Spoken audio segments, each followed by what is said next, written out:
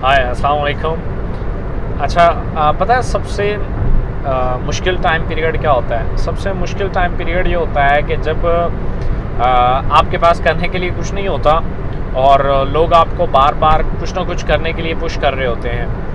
बहुत सारे लोग हैं, मेरे गांव में हैं, मेरी जब उनसे बात होती है, या मेरी फैमिली में भी बहुत सारे हैं जो लड़के अभी ग्रेजुएट हुए हैं या उन्होंने इंटर किया है, या कुछ लोग मास्टर भी करके ना। रिसेंटली मैं एक शादी पे गया हुआ था, वहाँ मुझे एक लड़का मिला जिसने ग्रेजुएशन की भी है। और ग्रेजुएशन के बाद वो मुझे कहता है कि यार मुझे ना इस्लामाबाद में कोई अच्छी सी जॉब ढूंढ दे। मैंने कहा कैसी जॉब, आपके क्या स्किल्स हैं? कहता है यार ऑफिस बॉय भी हो तो चलेगा। अच्छा, मैंने थोड़ी देर उसके साथ गपशप की।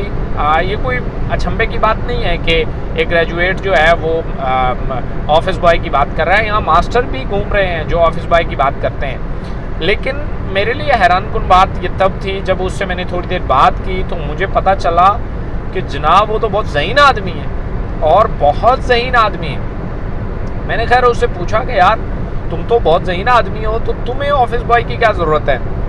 तो मुझे कहता है कि यार बस किसी भी तरीके से मुझे घर से निकलना है।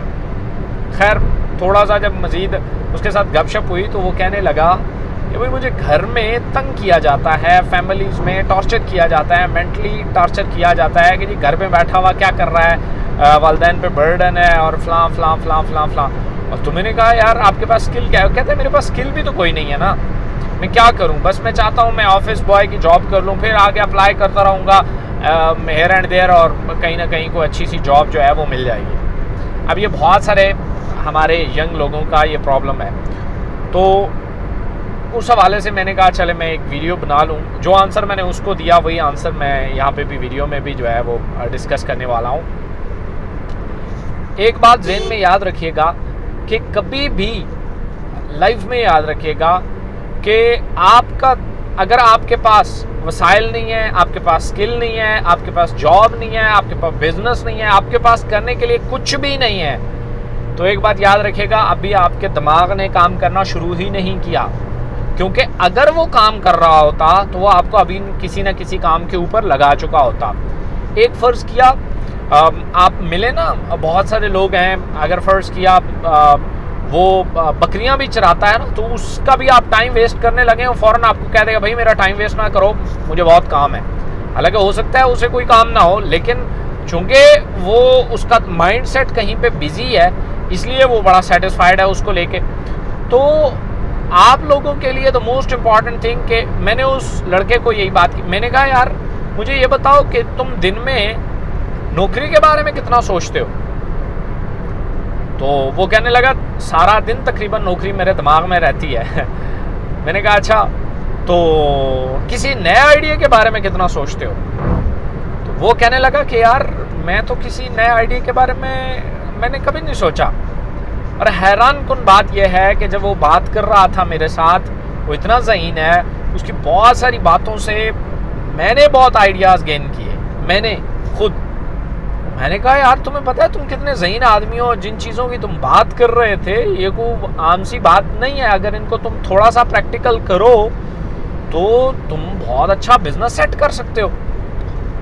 और लेकिन उसने कभी आइडिया के बारे में सोचा ही नहीं था। तो हमारे इर्द गिर्द भी बेशुमार लोग ऐसे हैं, आप में से हो सकते हैं, जो किसी नई चीज़ के बारे में सोचना ही नहीं चाहते क्योंकि दिमाग मुश्किल काम नहीं करना चाहता। वो तो बस चाहता है कि बस आपके हाथ बाजू हिलते रहें और मेरे ऊपर को बर्डन ना आए। तो जितने भी फ्री लोग हैं, आप एक महीना डिसाइड करें कि मुझे अपने थॉट्स जो हैं उन पर गौर करना है और मैंने कुछ नया सोचना है, नया आइडिया सोचना है। तो आप देखेंगे कि जॉब बहुत छोटी लगने लगेगी और कम से कम सबसे बड़ा फ़ायदा जो आपको होगा वो जो आप साइकोलॉजिकली डिप्रेस हो रहे हैं, आपके अंदर डिप्रेशन, एग्जाइटी आ रहा है और गुस्सा बढ़ रहा है, वो चीज़ें आपकी ख़त्म हो जाएंगी। और आप देखेंगे कि जो जो माइंड आपका कूल होता जाएगा, आपके दिमाग में बहुत यूनिक चीज़ें आना शुरू हो जाएंगी। तो आजकल जो दौर है वो उसमें आइडियाज़ बिकते हैं और आपके भी आइडियाज़ बिकेंगे। अगर आपके पास कोई प्रोडक्ट बेचने के लिए नहीं है ना, तो फ्री बैठ जाएं, दिमाग तो है ना, उसको इस्तेमाल करें। हो सकता है आपके पास प्रोडक्ट ना हो, लेकिन आइडिया बेचने के लिए ऐसा हो कि आपको मिलियनेयर बिलियनियर बना दे। सो ये बहुत इंपॉर्टेंट है, और इसी सोच के थ्रू आप हो सकता है कुछ ऐसी चीज़ें डिस्कवर कर लें जो अभी तक इंसानी दिमाग से ओझल है। सो हर चीज़ पॉसिबल है, लेकिन हमारे मुआशरे में सबसे बड़ा प्रॉब्लम ये है कि यहाँ पे लोग सोचने की तरफ जाते ही नहीं हैं, बस वो इस टेंशन में रहते हैं कि ये कैसे होगा या ये क्यों हुआ। भाई जो हो गया है बस उसको दफ़ा करो, वो वापस नहीं आएगा।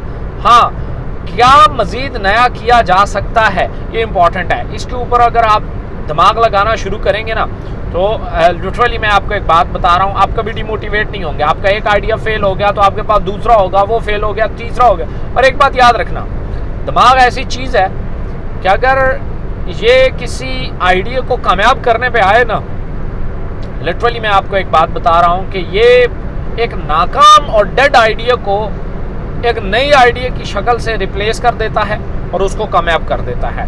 तो ये आप भी कर सकते हो, कोई बड़ी बात नहीं है कि आपको अब कोई ये गिला भी ख़त्म हो जाता है कि जी मुझे सोचना भी नहीं आता। आप बैठे मुख्तलिफ लोगों को, मुख्तलिफ चीज़ों को गौर से देखें, आपके दिमाग में नए ख़यालात आएंगे, उनको जगह दें। लोग तोड़ेंगे आपको, वह क्या शेख चिली वाली बातें कर रहा है, वो भाई करने दो उनको, उनमें थोड़ी ना पता है कि ये जो बातें हैं ये अभी तक आम इंसानी दिमाग में आई नहीं है, तो उनको तो शेख चिली की बातें लगेंगी, तो लगने दो, क्या फ़र्क पड़ता है। तो ऐसा जब आप अपने माइंड को क्रिएटिव माइंड कर लेंगे तो आप देखेंगे कि मिलियंस और बिलियंस आपके हाथ में मौजूद है। सो बस सिर्फ उसको डिस्कवर करने की ज़रूरत है। तो ये मेरा एक छोटा सा डिस्कशन थी जो मैंने उस दोस्त से की, तो आपसे भी मैंने कर ली। Thank you so much.